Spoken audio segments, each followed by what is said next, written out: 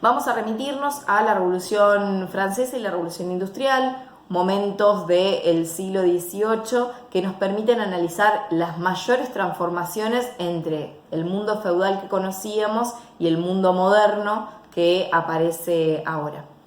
De la Revolución Francesa, lo que vamos a decir principalmente es que ocurre su epicentro de Francia, por supuesto, hay una monarquía absoluta, y a partir de los nuevos pensamientos que cuestionan el rol de la Iglesia, por ejemplo, el rol del Papa en particular, que cuestionan el poder divino y sacan del centro del análisis a Dios o a la divinidad y ponen en el centro del análisis a las personas, en particular a los hombres, esta Revolución Francesa va a darse a partir de fines de 1789, y va a tener un periodo bastante largo de guerras, de momentos más violentos, menos violentos, donde el principal actor es la burguesía.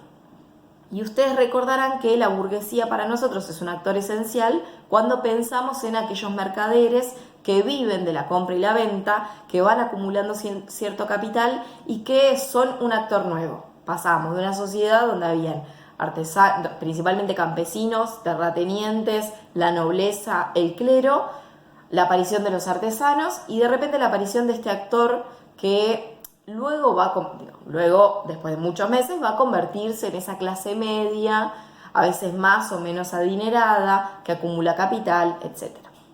Pero lo importante en términos de Revolución Francesa es que es este sector, es la burguesía, quienes van a reclamarle a la monarquía absoluta la participación política. Lo que sostienen es que los hombres son iguales, todos en la humanidad, que los hombres deberían tener los mismos derechos, que no hay un poder divino que lo establezca y que por lo tanto es necesario modificar la estructura política para darle participación a estos nuevos espacios que dentro de la sociedad empiezan a tener mayor peso. Recuerden del video casero que había hecho anteriormente donde mostraba el ascenso de la burguesía. Por el otro lado, y mucho más importante para nosotros en términos de análisis económico, es la Revolución Industrial. La Revolución Industrial que vamos a poder ubicarla también a partir de después de la segunda mitad del siglo XVIII, después de 1750, y que por lo menos vamos a estirarla para analizarla hasta principios de 1810, 1820, ¿sí? En esos años, en esas décadas, lo que vamos a ver son fuertes transformaciones que implican cambios en la estructura económica, en la estructura de producción, en la forma en que se organiza la sociedad, en las relaciones sociales que se establecen, y marca nuevas reglas de juego para el crecimiento de las naciones. En este sentido, lo que a mí me interesa particularmente es que podamos entender que la revolución industrial es un cambio sustancial que transforma el mundo feudal que conocíamos a un mundo urbano capitalista. Es el paso de la economía rural y agraria al paso de una economía urbana, es decir, ubicada en las ciudades, primero a partir de la producción de manufacturas, después a partir de la industrialización, porque tenemos diferentes etapas. Por eso es revolucionario. Las revoluciones nosotros las ubicamos como aquellos cambios estructurales que modifican el pensamiento, la cultura, la economía, las relaciones políticas, las relaciones sociales. Bueno, la revolución industrial es eso. Su epicentro es Gran Bretaña, en ese momento el reino de Gran Bretaña. Recordarán ustedes que, de hecho, cuando veíamos a fisiócratas y a mercantilistas, podíamos rápidamente ubicar a los fisiócratas más cerca de los franceses, de la lógica feudal, de la monarquía ocupando un lugar importante, y a los mercaderes más asociados, si se quiere, a los ingleses, ¿no? Digo esto como para que vayamos intentando pensar cuáles son estas disputas que se dan.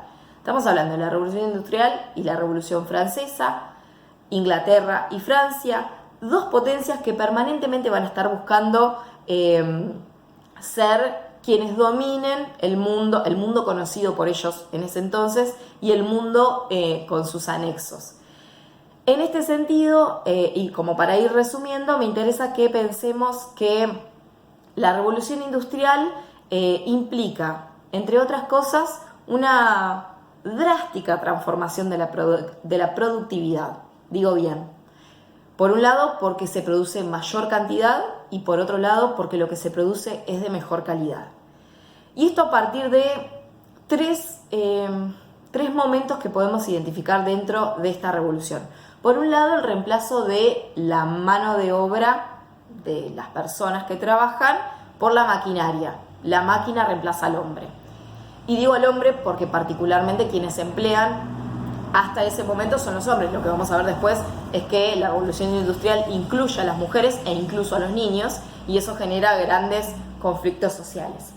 En este sentido me parece importante rescatar que, simplemente como nota de color, que las primeras formas de protesta que van a aparecer en este mundo que empieza a industrializarse es los hombres identificando que su problema es la máquina.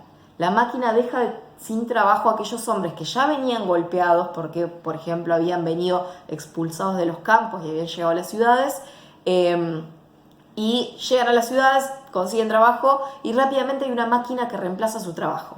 Una máquina básica, no estamos hablando de grandes tecnologías, pero que sí son revolucionarias para ese momento. Entonces la primera forma de resistencia de estos hombres va a ser romper las máquinas. Luego, por supuesto, van a ir elaborando otras formas de protesta que les permitan recuperar ese espacio dentro de la sociedad. Por otro lado, y un segundo momento de la revolución industrial, o característica principal que tenemos que tener en cuenta, es la utilización de nuevas energías. Pasamos de la tracción animal, es decir, de todo movilizado a partir de la fuerza de los animales domesticados a el descubrimiento de que el carbón, por ejemplo, como mineral, puede producir energía que permite impulsar determinadas cosas, desde hacer funcionar una máquina hasta traccionar un tren.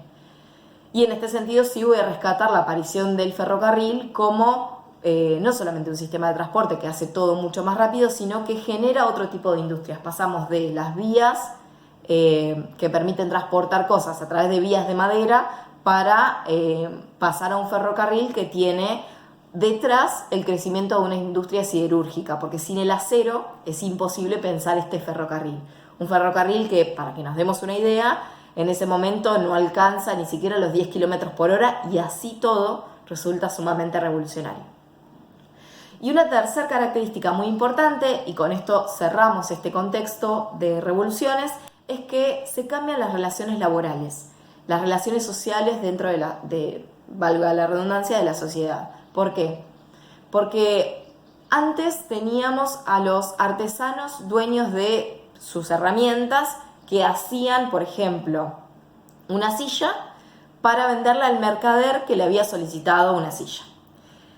Como esas relaciones empiezan a transformarse con mucha velocidad, va a aparecer este pequeño burgués que tiene capital, que ahora necesita una producción mayor, que puede alquilar un galpón y que puede pedirle a todos esos artesanos, ahora convertidos en obreros, que trabajen para él adentro de su galpón.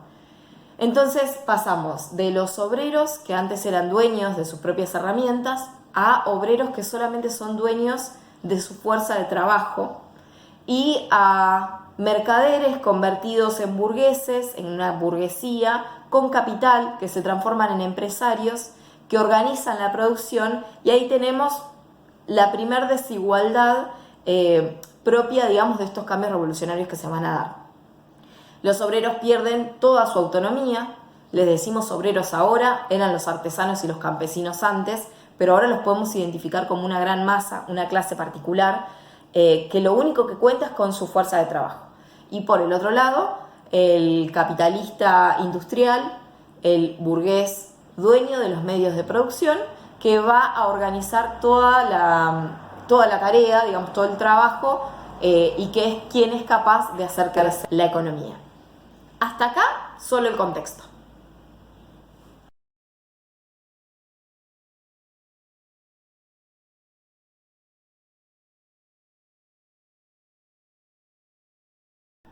Bien, continuando con la clase, el contexto y el pensamiento de Adam Smith, lo que vamos a hacer ahora es preguntarnos de qué manera impacta la revolución industrial en el pensamiento económico.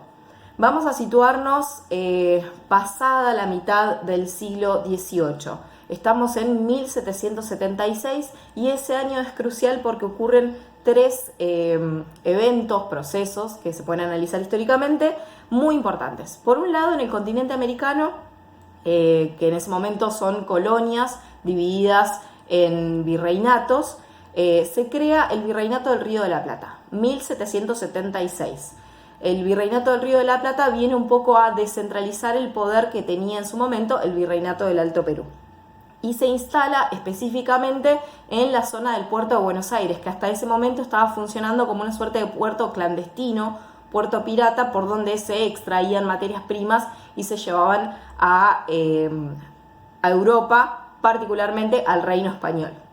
Por otro lado, en 1776 en América del Norte, específicamente en los Estados Unidos de América, se lleva adelante el proceso revolucionario y de independencia de Estados Unidos. Fíjense la diferencia, ¿no? Todavía recién nosotros en este territorio, empezamos a hacer una parte más de la colonia española, estamos bajo el yugo, el poder del reino español, y en ese momento ya Estados Unidos arranca su proceso revolucionario y su independencia. Pero también en 1776, Adam Smith, que es este pensador que vamos a abordar ahora, escribe y publica La riqueza de las naciones, que es su obra máxima, que es la que va a sentar las bases de la teoría económica. A partir de ese momento y todos los críticos que vienen después de la lectura de esta obra, van a ser lo que conocemos como los economistas. Antes teníamos teorías más acabadas o menos acabadas que intentaban explicar de qué manera se llevaban adelante las relaciones de producción. Esta obra, que Adam Smith tarda más o menos 10 años en escribir y que se publica en 1776, explica de alguna manera algunas de las preguntas fundamentales que este pensador, que en realidad es un filósofo, va a hacerse observando lo que sucede la vida cotidiana entre sus vecinos. Particularmente lo que él va a hacer es observar las relaciones comerciales que existen en las ciudades que él va habitando, porque él se va cambiando de ciudades a lo largo de ese tiempo. Estamos en los albores de la revolución industrial. Hemos, como ya lo habíamos dicho, pasado de una forma de producción más precaria a una forma de producción más organizada. Se trata en este caso del primer libro de economía moderna. En él vamos a encontrar un compendio de respuestas a preguntas que él se va haciendo. Por ejemplo, cómo es que las naciones pueden hacer crecer su economía, cómo debe estructurarse la producción, la creación de bienes y de servicios, cuáles son las clases más importantes dentro de una sociedad que permiten este crecimiento. Se pregunta también qué es lo que le da valor a las mercancías, cuál es el precio real de las mercancías. Todas estas preguntas las vamos a ir desarrollando poco a poco en esta clase.